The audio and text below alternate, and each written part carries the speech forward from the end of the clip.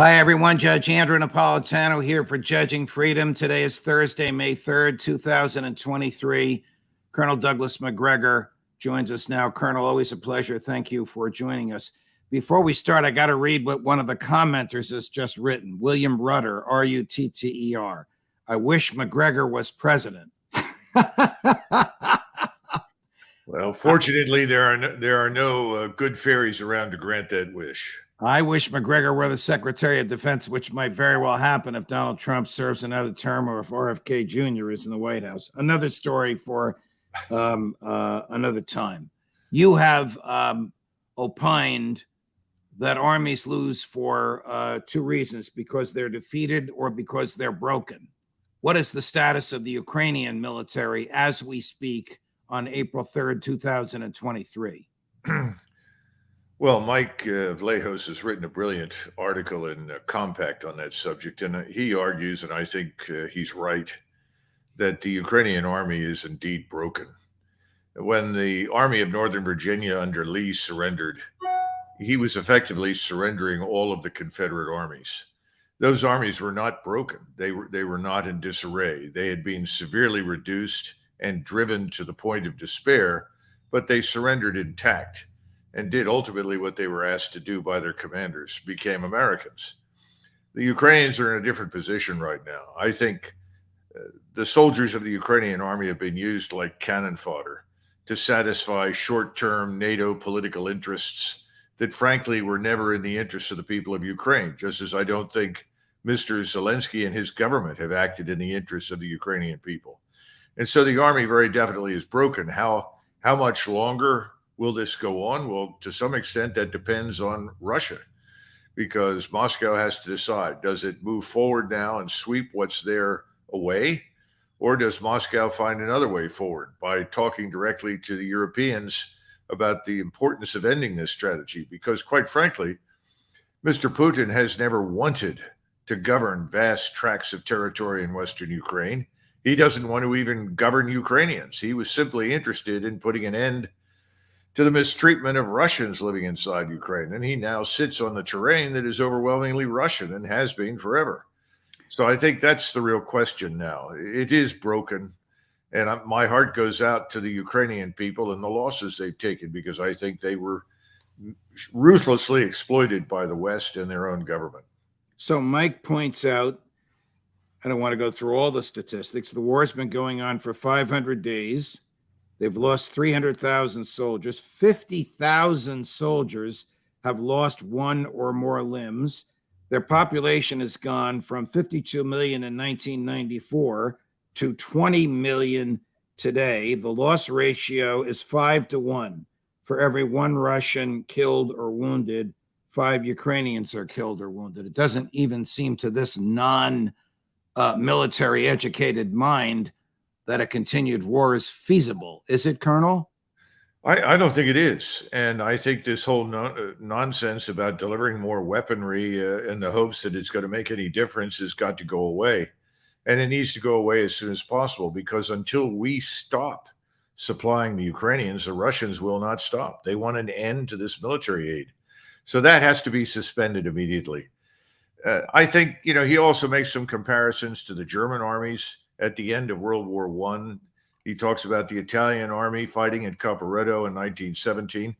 None of these armies broke. They did not break apart, but they were defeated.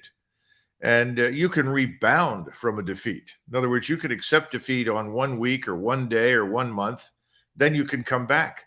You don't come back from being broken. And that's Colonel, what is a broken army? How would you characterize an army that is broken? And why is it that you characterize or accept the characterization of the Ukrainian army as broken?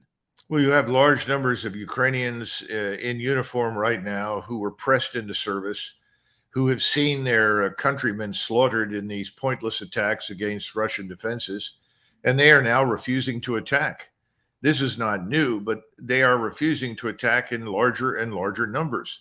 They are now fearful of being murdered by the Ukrainian secret police behind them, very similar to what Stalin ran during World War II with the NKVD.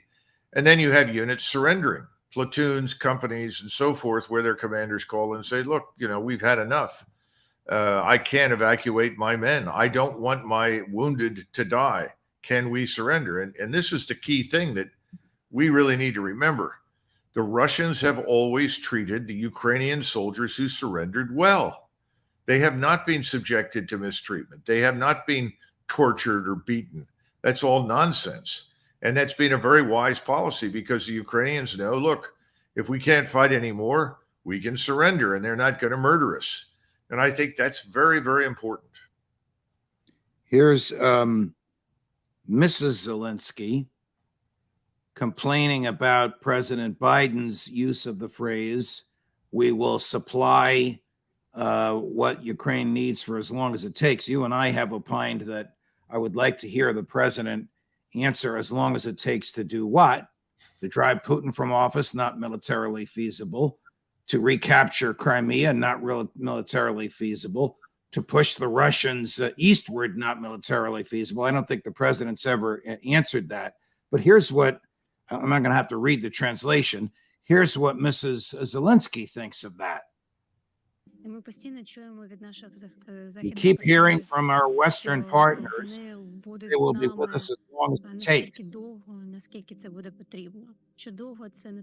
Long is not the word we should use. We should use the word faster. I mean, for domestic consumption or a thumb in Joe Biden's eye? Probably a little bit of both. I mean, we could deliver a lot of things tomorrow morning and it wouldn't make any difference. We've talked about this before. You cannot build armies on the fly. It takes time. It takes time to assimilate equipment. It takes time for your soldiers to master it. It takes time to build formations. That's why numbers are not terribly meaningful. And when you go to war, the real question is how many trained and ready formations do you have that can fight? And then there's this, to go back to something else, there's this obsession in the West with terrain, with territory. The Russians have understood from the beginning that to win, they had to destroy the Ukrainian armed forces. They've largely done that. The Ukrainians have never understood that for them to win, they'd have to destroy the Russian armed forces. Remember, this is a place where there's no shortage of ground. There's lots of ground. Ground in and of itself doesn't amount to much. So now it's very clear the Ukrainians cannot recapture any ground, but more important, they can't destroy the Russian army. It cannot be done. Colonel, it's interesting your observations on ground and terrain, because our friend and bête noir, beast in the night, Jack Devine, just complained on this show a few minutes ago that the Russians can't seem to make progress. They can't seem to seize as much terrain as they want. And in fact, the Ukrainians have taken back from the Russians some of the terrain that the Russians have taken initially. Here's Jack. They have no artillery shells. We have no artillery shells to give them. Yeah, but the Russians have, let me finish, Jack. The Russians have destroyed nearly all the HIMARS we've given them. What more can we give them? What more do Mr. and Mrs. Zelensky want from us? They clearly don't have the weapons they need right now. They're en route, okay? They're promised, okay, we're going to get them. And then the Russians are not making any progress. So even with everything you said, this great Russian army can't make any ground. In other words, they can't do anything. The Ukrainians don't have any weapons. They don't have this. They don't have that. But the Russians can't win 2 more feet of ground. What does that say? So does he know what he's talking about? What weaponry is en route and where is it?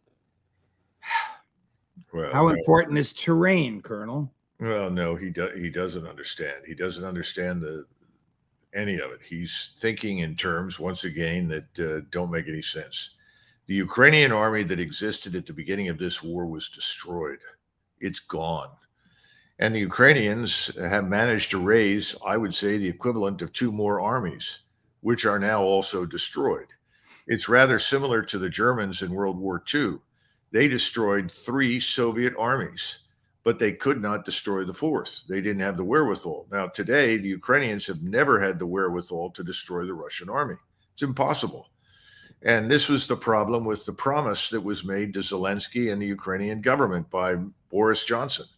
You know, we'll put everything behind you. You'll have the total scientific industrial power of the United States and NATO. You can't lose. We'll be with you. Well, it sounds great in theory, but in practice, it doesn't work because the Ukrainians could not field forces highly trained and capable soon enough to make a difference. And then I would argue the Ukrainians have been living in this World War II paradigm. The Russians are not. The Russians have cracked the code. The code is that intelligence, surveillance, and reconnaissance that's overhead, linked to strike systems, artillery systems, rocket systems, missile systems, can pinpoint all the forces that are out there and accurately destroy them. Add to this mines that can be deployed now from the air, could be deployed in any number of different ways. And you have an entirely different form of warfare that we have not faced. And yet we have continued to train the Ukrainians to behave as though this is another replay of World War II. It's not. We're going to take a break for our sponsor. When we come back, I'm going to play a tape of General David Petraeus saying his advice is to carpet bomb the parts of Ukraine that Ukraine wants to take back. And Colonel Macgregor will happily respond right after this. Hi, everyone. Judge Andrew Napolitano here for Lear Capital. Are you tired of feeling helpless while roller coaster markets and economic uncertainty wreak havoc on your savings? It's time to take control of your financial future and consider investing in gold. Gold has a long history as a safe haven for investors who want to diversify their wealth against economic uncertainty. Unlike paper investments, gold is easy to buy and easy to sell and easy to store and has never been worth zero. You all know that I am a paid spokesperson for Lear Capital. I know the folks at Lear. I trust the folks at Lear. I do my investing in gold and silver at Lear, and you should do the same. Lear has over 25 years of experience in the business and thousands of five-star reviews and a 24-hour purchase guarantee, risk-free. When I buy gold, I choose Lear. So call my friends at Lear. Use the 800 number below. Tell them the judge sent you. 800-511-4620. Get your gold and silver wealth protection information. Get your investor information. Get your questions answered with no pressure and no obligation to purchase. And for a limited time, you might be able to qualify for a $15,000 bonus gold with a qualifying purchase. So call my friends at Lear, 800-511-4620, or do as I do and go on the internet, learjudgesnap.com. Colonel, before we play this tape of General Petraeus, is Washington misjudging or misunderstanding Moscow? Oh, fundamentally, from the very beginning, it's believed its own nonsense, what Moscow's interests were, and they've never been what Washington said. And so now we're not just underestimating the Russian military. We've already done that, but we're misjudging where the Russians want to go with this. And I think the Europeans have begun to figure this out. The question is, how rapidly can you turn over the governments in Berlin and France to get change in Europe? You think the governments in Berlin and Paris are not long for the world? No, I don't. I think Paris is probably going to turn over sooner. Mr. Macron is about as popular as the plague in that country, and with good reason.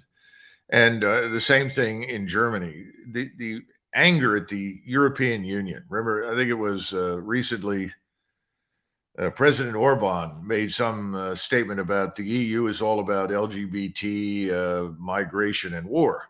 Right. I would say that but from the standpoint of most Americans right now, we see it as transgenderism, open borders, and war. It's the same thing effectively, but that's the slight difference. And so the notion of what are we fighting for comes up, and if you say to someone, we're fighting for God, country, and family, well, that resonates. That's what I was raised with. That's what anybody believes if they're going to go to war. They're going to fight for something. You're going to fight for God, family, and God, country, and family. Right. Well, that's gone. And I think the Europeans have broken the code, and I think they're going to get out from under this. I don't know how, but I think it's coming. Here's General Petraeus in what I think you'll find is a delusional moment on CNN. I think they need to be doing what they actually are now doing, having adapted their planned. Of course, no plan survives contact with the enemy. And it was quickly clear that these miles-long minefields, anti-personnel, anti-tank minefields, tank ditches, dragon's teeth, trench lines full of Russian soldiers, all overwatched by forward observers and drones with artillery on call, that these were going to be very, very difficult to breach, given the shortcomings that the Ukrainians have in certain assets that we would have deployed in this kind of situation. In particular, massive air power. We would have just carpet bombed the whole area of these minefields, tried to blow up as much as we possibly could. And then very substantial, heavily armed, essentially bulldozers, D9 bulldozers that just plow their way through this, supported again by close air support, attack helicopters, and the rest. They don't have that. So they've adapted, I think, impressively. Have they adapted impressively? Does the general present rational views on this? No. Let's take it from the top. He does not understand the revolutionary impact of persistent surveillance from space and other terrestrial capabilities. That means that nothing happening anywhere on the ground in eastern Ukraine is going to escape the attention and detection of the Russians. If you go back to World War II, in the last year of the war, when we had air supremacy, the German army could not move anywhere during the daylight. And this had a huge impact on the conduct of the war. That's why the bulge came as a surprise to people, because the weather favored the Germans for a brief period. But today, weather doesn't matter. Today, day or night doesn't matter. Everything can be seen from above. And he doesn't seem to understand what that means to attacking forces. How do you assemble? How do you concentrate? How do you move? If from the moment you decide to do something, your opponent sees all of it, he can also target you. And he can target you relentlessly with great precision. So his bulldozers will never reach the front. The bulldozers will be picked out from above and destroyed with any number of different systems, unmanned or manned. That's number one. Number two, he doesn't understand integrated air defenses. You know, we can't fly with impunity as we did 50, 60, 70 years ago. The integrated air defenses have the advantages of circuitry that allow the Russians, just as we do it and the Chinese do it, to rapidly integrate through enormous algorithms target forms. So, you know, today we can track a basketball over New Orleans, basically from New York City. Now start and think about that. That's a revolutionary change to warfare. Now, can we disrupt that? Well, we can try, and the Russians certainly would if we fought them. But right now, the Ukrainians can't disrupt that. They can't change it. So Ukrainians bouncing basketballs are not going to win this war. Let's put it bluntly. And this replay of World War II over and over and over again misses something else. Mines have always been with us. World War I stopped all movement largely because of mines and quick-firing artillery. Mines were a nightmare in World War II. Field Marshal Slim, who fought the Japanese in Burma, talked about the worst thing you can encounter is not the enemy, it's a mine. Mines stop everything. He doesn't seem to get it. Now, you combine the minefields with what I just discussed as persistent intelligence, surveillance, reconnaissance, and precision targeting, and you're dead. It's that simple. Colonel, for the past 2 weeks, President Biden, Secretary of State Blinken, National Security Advisor Sullivan, CIA Director Burns, his counterpart, name escaping me, at MI6, as well as politicians in Paris and Berlin have been saying, uttering the same mantra. Putin has already lost. Putin has already lost. Are they delusional enough to think that the narrative, which they do control, can influence the battlefield? No, I think they've learned that the narrative can't, but the narrative can create the illusion that things are not as bad as they are, that somehow or another, miraculously, a turn of events could occur. But no, they know the narrative can't change the reality on the ground. But I think there's something else going on too, and I've begun to see this in the New York Times and the Telegraph and other major newspapers. There's this discussion of, well, you know, the Ukrainians haven't done very well. We've given them enormous support, and they just don't seem to be able to do it. It sounds to me as though someone in the back end of the West Wing of the White House has said, we have to get out of this. Right. The only way we can get out of this is to say, well, we did all we could. The Ukrainians just couldn't make it work. And listen, we can't do this forever. We've done everything we can. It's not our fault. It's the Ukrainians' fault. That's where I think we're headed right now. Well, you and I have talked for more than a year now that the Biden administration doesn't have an off-ramp. Maybe they're starting to build one, as odious as it is to them, to recognize reality. Well, it looks a lot like the end of Vietnam. I mean, I lived through that.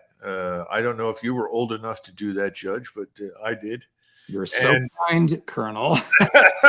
And I remember there were lots of people on the streets that sort of, we did all we could. The South Vietnamese, we gave them everything. Look at all the money we invested and blood and so forth. So, so be it. And I think something similar is being planned for Ukraine. But here's the problem. NATO is dead. It's on life support. I mean, it's a comatose patient very nearly at this stage.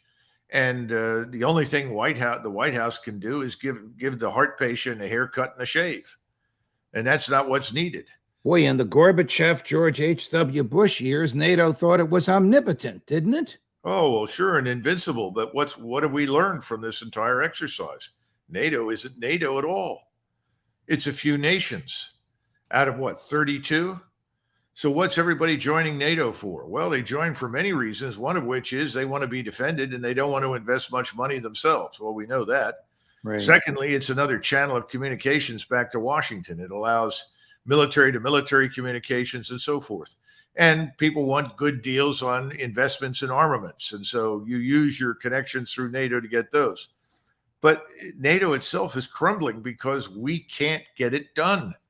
We have banked heavily on Ukraine. We've invested everything in Ukraine, and we have constantly insisted that victory was not only inevitable, but absolutely essential because Russia and Putin are evil incarnate.